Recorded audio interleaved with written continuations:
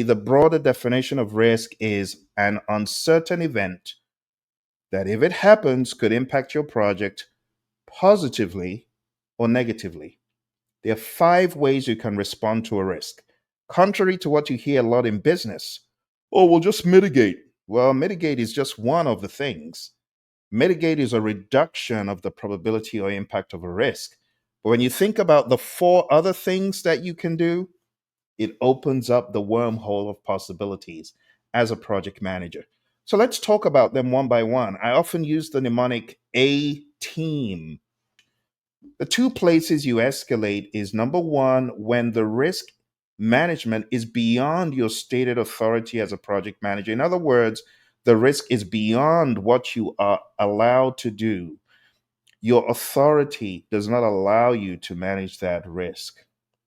The other reason why you might escalate a risk is if the risk does not truly concern your project.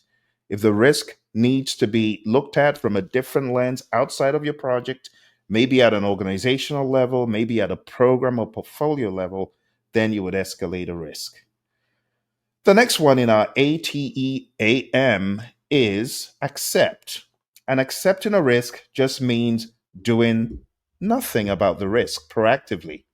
Now, think about it. Doing nothing about the risk means not taking action to reduce the probability or the impact of a risk.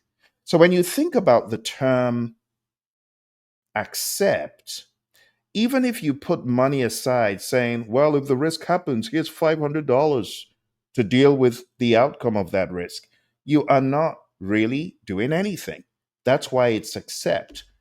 Putting money aside is a form of contingency.